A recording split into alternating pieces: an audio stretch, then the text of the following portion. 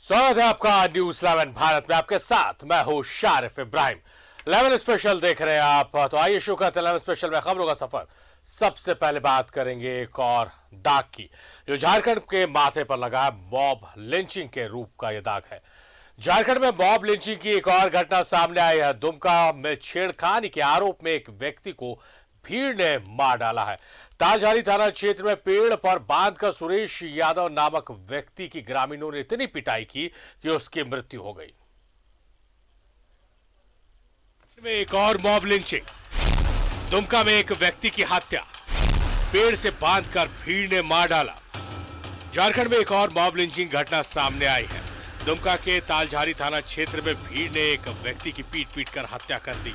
कपरजोड़ा गांव में ग्रामीणों ने पेड़ से बांधकर सुरेश यादव को पीट कर मार डाला। घर वालों का कहना है कि अहले सुबह 3 बजे किसी का फोन आया, जिसके बाद सुरेश यादव अपने घर से निकला, लेकिन सुबह दूसरे गांव में उसका शव बरामद किया गया। और रात को 3 बजे फोन किया था, एक बार बुलाया तो पापा ने गया, 2 बार फिर से फोन किया, तब फिर ये गया, बस फिर हम लोग सुबह 6 बजे जाने मार दिया इसको। तालझारी थाना क्षेत्र के कपरजोड़ा गांव में मॉब लिंचिंग, पेड़ से बांधकर सुरेश यादव को ग्रामीणों ने मार डाला। कपरजोड़ा गांव की एक महिला से छेड़खानी का आरोप, ग्रामीणों का आरोप अपराधी प्रवृत्ति का था सुरेश यादव। चोरी के साथ छेड़खानी का भी ग्रामीणों ने लगाया आरोप। गेट खोल के निकले, उसके बाद वो पकड़ लिया तो हम चिल्लाने लगा। उसके वो उधर से चुरा के लाया कि नहीं लाया हमको पता नहीं, जो उधर से इसका लोग पीछे में लगा हुआ पकड़ लिया उसको। और जब हमको पकड़ने लगा तो हम भरी से पकड़ लिया तो हम बेहोश हो गए, हमको नहीं है पता। सुरेश यादव आम जोड़ा थाना क्षेत्र के सरैया हाट का रहने वाला था, लेकिन उसका शव उसके गांव से 1 किलोमीटर दूर कपरजोड़ा गांव में बरामद किया गया। ग्रामीण सुरेश पर छेड़खानी और चोरी का आरोप लगा रहे, जबकि परिजनों का कहना है कि फोन पर बुलाकर उसकी हत्या की गई। फिलहाल पुलिस मामले की जांच कर रही है। मिली उसमें है कि चोरी के इल्जाम में एक आदमी घुसा था, जिसको दुकान वाले फिल्म के पकड़ के मान के मार रहे थे। इतना पिटाई हुआ कि उसकी मौत हो गई है। मॉब लिंचिंग पर सख्त कानून बनाया गया, बावजूद राज्य में मॉब लिंचिंग की घटनाएं थमने का नाम नहीं ले रही। कई गांव के लोगों ने मिलकर सुरेश यादव को मौत के घाट उतार दिया है, लेकिन अब तक किसी की गिरफ्तारी नहीं हुई। सवाल यह है कि मॉब लिंचिंग जैसी बड़ी वारदात होने के बाद भी पुलिस अब तक लापरवाह क्यों बनी हुई है। न्यूजीलैंड भारत के लिए बासुकीनाथ से संतोष की रिपोर्ट। तो बासुकीनाथ में मॉब लिंचिंग हुई है और एक शख्स को पीट कर मौत के घाट उतार दिया गया है। लगातार ग्रामीण उसे पीटते रहे, लेकिन सवाल यह है कि क्या पुलिस को इसकी सूचना अब तक नहीं मिल पाई। लोग पीटते रहे और उसकी मृत्यु हो गई। संतोष हमारे सहयोगी हमारे साथ फोन लाइन पर मौजूद है। संतोष, इस मामले में क्या कुछ कार्रवाई पुलिस की ओर से अब तक की गई है? जी शारिफ, मैं पहले बता दूं कि ये मामला तालझारी थाना क्षेत्र के कपरजोड़ा गांव में सुबह वो 3 और 4 के बीच में घटी है। उसके बाद एक शख्स की पीट कर लोगों ने जान ले ली, क्योंकि उसको चोर समझा गया था और किसी के घर में बताया जा रहा है कि वो अकेली औरत देखे घुसा था। लेकिन सवाल उठता है शारिफ की इतनी निर्दयता से लोगों ने ये हत्या कर दी और कानून को अपने हाथ में लिया, ये गलत है शारिफ। फिर भी तालझारी थाना पुलिस मौके पर पहुंचती है 1-2 घंटे के बाद और शव को आनन फानन में लेके पोस्टमार्टम के लिए दुमका भेज दिया जाता है। उसके बाद चूंकि जहाँ के वो मृतक। संतोष, कार्रवाई क्या आप देख पा रहे हैं? पुलिस की तरफ से अब क्या कार्रवाई की जा रही है? जी, अभी तक पुलिस ने ऐसी कोई कार्रवाई नहीं की है। एसडीपीओ स्वयं पहुंचे थे जांच के लिए घटना स्थल पर, और चूंकि उसके बाद उनका कहना है कि इसके बारे में जांच की जा रही है। अब क्या जांच होगी उसके बाद पता चल पाएगा कि कितने लोग इसमें शामिल थे और ऐसी घटना क्यों घटी। जी शारिफ। चलिए, शुक्रिया आपका तमाम जानकारियों के लिए।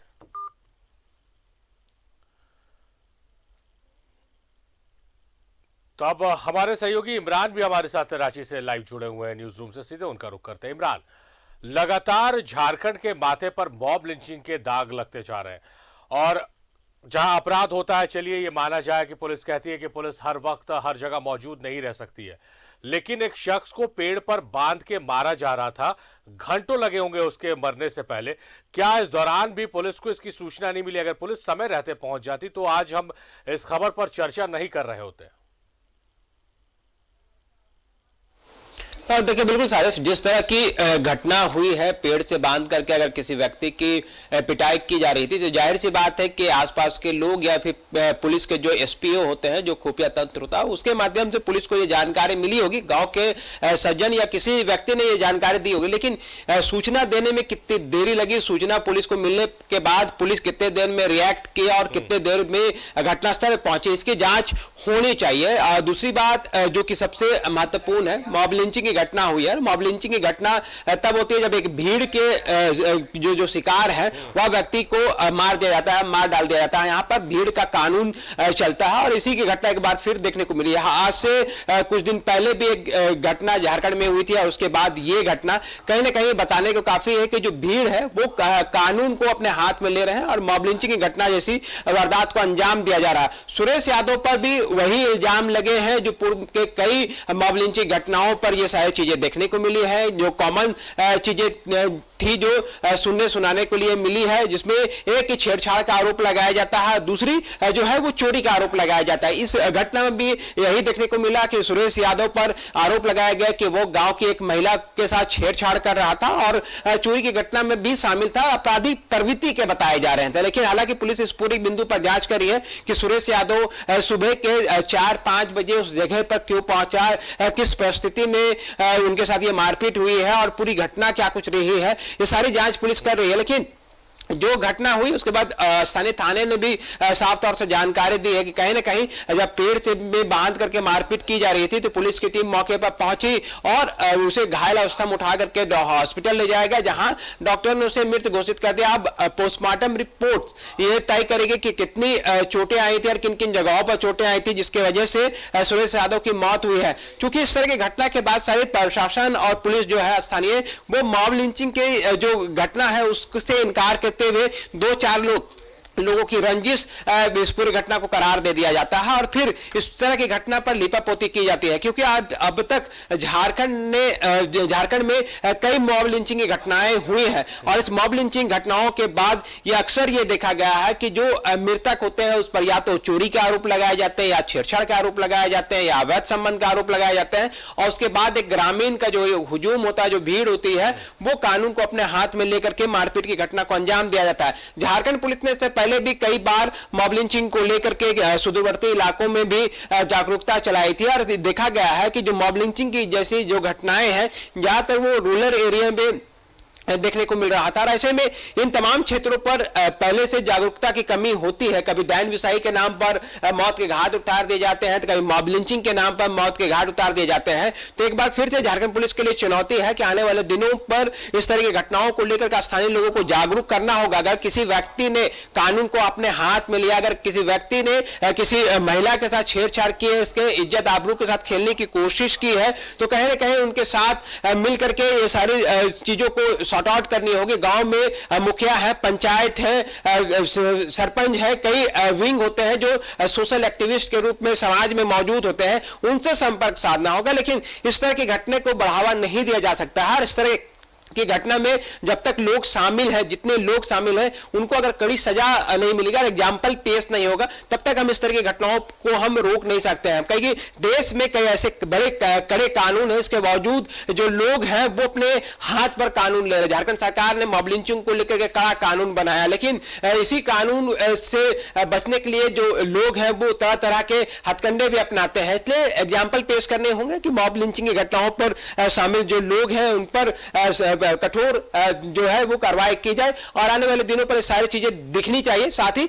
जागरूकता की कमी की वजह से ही कानून के जो जानकार नहीं होते हैं, जो ग्रामीण होते हैं, जो भोले भाले होते हैं, कई बार ये सारी चीजें देखने को मिली है, चाहे वो मॉब लिंचिंग की घटना पे हो या डायन विसाई में। मैंने कई रिपोर्टिंग में देखा है कि आपसी रंजिश और जो आपसी दुश्मनी को एक समाज का रूप दे दिया जाता है, एक भीड़ का रूप दे दिया जाता है और उसमें जाकर के पूरी घटना को अंजाम दिया जाता है। तो कहीं ना कहीं ये सारी चीजें भी सामने आती है। लेकिन अब सुरेश यादव की जिस तरह से मौत हुई है, अपने ही घर से 1 किलोमीटर की दूरी पर उनका शव बरामद किया जाता है, पेड़ से बांध करके मारपीट की जाती है। उनके मृतक के परिजनों का आरोप है कि फोन करके बुलाया जाता है और बुलाने के बाद उसे मौत के घाट उतार दिए जाते हैं और सुबह तकरीबन 6-7 बजे परिजनों को जानकारी होती है कि इस तरह की घटना हुई है। तब पुलिस के पास ये सारी चीजें हैं कि वो किस तरह से इस पूरे मामले की जांच करती है और जांच के बाद जिन लोग इस पूरी घटना में दोषी हैं उन पर सख्त कार्रवाई होनी चाहिए। जी इमरान, ये इस तरह की मॉब लिंचिंग की जो घटनाएं होती है, डाइन बिसाई के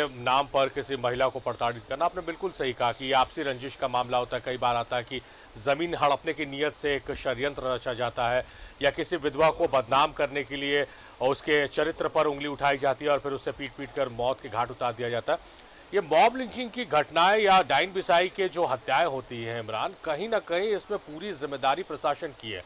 प्रशासन की रोकथाम की भी जिम्मेदारी है, प्रशासन की जागरूकता फैलाने की भी जिम्मेदारी है।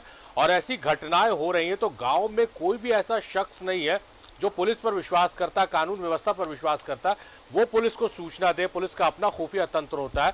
तो पुलिस की पूरी इसमें नाकामी दिख रही है कि इस तरह की जब भी घटनाएं होती हैं तो पुलिस हिंदी फिल्म में जैसे पुलिस सबसे आखिर में पहुंचती है, इसमें भी देखने को मिलता है। और आरोपी जब चिन्हित हो जाते हैं तो उनके खिलाफ साक्ष्य नहीं जुटा पाती है पुलिस, जिससे वो जेल से बाहर आ जाते हैं। तो एक मजबूत संदेश नहीं जाता है कि अगर आप इस तरह की घटनाओं में शामिल होंगे तो आपकी सारी जिंदगी सलाखों के पीछे गुजर जाएगी। बिल्कुल सारिफ, मैंने भी इसी बात को गौर किया है कि जो घटनाएं हो रही हैं, एक आपसे रंजिश हो गया वो सारी चीजें अब अलग सी बात है, लेकिन अगर आप किसी भीड़ को उस्का रहे हैं, भड़का रहे हैं कि आप जो व्यक्ति पकड़े गए हैं वो संबंधित कांड में करने को पहुंचा था, संबंधित लोग हैं, तो कहीं ना कहीं आप भड़काने का काम कर रहे हैं। ऐसे में इन तमाम लोगों को चिन्हित करना होगा, ऐसे लोगों पर सख्त कार्रवाई करनी होगी, एग्जाम्पल सेट करनी होगी, तब जाकर किस तरह की घटनाओं को रोका जा सकता है। पुलिस की प्राथमिकता होती है कि इस तरह की घटना के बाद आरोपियों को चिन्हित किया जाए, लेकिन इस जो घटना हुई है, मॉब लिंचिंग जैसी घटनाएं जब भी होती है उसके बाद एक दो चीजें और दिखे। अगर ग्रामीण क्षेत्र की अगर हम बात करें तो वहां पर चौकीदार से लेकर के आज भी वो प्रथा शामिल है जिसमें पुलिस के पास वो सारी सूचनाएं मिलेगी, समय रहते आप घटनास्थल पे पहुंच सकते हैं और जो भीड़ है उससे बचा करके कई बार लोगों को निकाला भी गया है। लेकिन इस तरह की घटना के बाद जो सबसे बड़ी नाकामी दिखती है कि आपके सूचना तक, आपकी जागरूकता और जिस तरह से कार्रवाई की गई है, ये तीनों ही फेलियर दिखाई देती है, जिसकी वजह से आप इस तरह की घटनाओं पर लगाम नहीं लगा पाते। अगर आपके पास जागरूकता फैलाने में सक्षम है, लोगों को जागरूक कर रहे हैं, तो मॉब लिंचिंग या डाइन बिसाई जैसी घटनाएं जो है वो समाज के लिए जो कलंक है वो होता हुआ दिखाई नहीं देगा। इसके अलावा अगर हम बात करें, अगर एग्जांपल सेट कर देते हैं, आज भी अगर डाइन बिसाई जैसी घटनाएं होते हैं तो कोर्ट से सख्त कार्रवाई की जाती है, बेल लेने में उनको काफी परेशानी का सामना करना पड़ता है। तो देखेंगे कि रेयर केसेस जो है वो डाइन बिसाई के मामले आ रहे हैं। एक वक्त था जब कई लोगों की हत्याएं डाइन बिसाई के नाम पे कर दी जाती थी, लेकिन उसे जागरूकता और कड़े कानून से बदला गया है। आज रेयर केसेस में ये सारी चीजें दिखाई देती है। इसी तरह से आपको मॉब लिंचिंग पर काम करना होगा। सोशल एक्टिविस्ट से लेकर के समाज सेवी से लेकर के वो संबंधित थाना प्रभारी और संबंधित थाना के मौजूद पुलिसकर्मी से लेकर के जनप्रतिनिधियों को भी आगे आनी होगी और बतानी होगी कि कोई भी व्यक्ति अगर कानून को अपने हाथ में लेता है तो उसको सजा देने का अधिकार जो है आपके संविधान में वो जो है वो कानून पर छोड़ दिया जाए। कानून के रूप से उस पर कार्रवाई होगी, उनके धाराओं के हिसाब से अदालत तय करेंगे कि उसकी सजा क्या होगी और कितनी होगी। तो आप तय नहीं कर सकते, भीड़ तय नहीं कर सकता है। ये सारी चीजों पर जागरूकता फैलानी होगी, तब जाकर के आप मॉब लिंचिंग जैसी घटनाएं जो है, जो झारखंड में कलंक के रूप में जाना जाता है, अब तक कई घटनाएं हो चुकी हैं, लेकिन बड़े जो कार्रवाई है, जो बड़ी कार्रवाई जिसे कहते हैं फांसी जैसी सजा जो है वो अब तक इस तरह की घटनाओं में नहीं हो पाए। कई बार सबूत के अभाव में कई लोग छूट जाते हैं और फिर लोगों को लगता है कि ठीक है ना, भीड़ से एक व्यक्ति को उठा करके 20 व्यक्ति को उठा करके थाने में बंद कर दिए गए, लेकिन जब डायरी और केस स्टडी की गई तो आप 20 लोगों के खिलाफ सबूत इकट्ठा नहीं कर पाए। आलम यह होता है कि वो सभी लोग केस चलते रहते हैं, बेल पर बाहर निकल जाते हैं और इसका फायदा होता है। और आप कितनी भी जागरूकता फैला दे, समाज में ये बातें निकल के आ जाती है कि जो व्यक्ति ने हत्या की थी, जो घटनास्थल में मौजूद था, वो आज खुलेआम घूम रहा है। तो कहीं ना कहीं कानून को लेकर के लोग कमजोर समझने लगते हैं। लोगों के मन में नहीं होता है इमरान। जरूरत है कि उस खौफ को पैदा करना कानून के प्रति सम्मान और कानून का खौफ हर उस अपराधी के मन में होना चाहिए जिसके मन में किसी कोने में भी अपराध करने की नीयत छुपी हुई है। बहुत शुक्रिया इमरान तमाम जानकारियों के लिए आपका।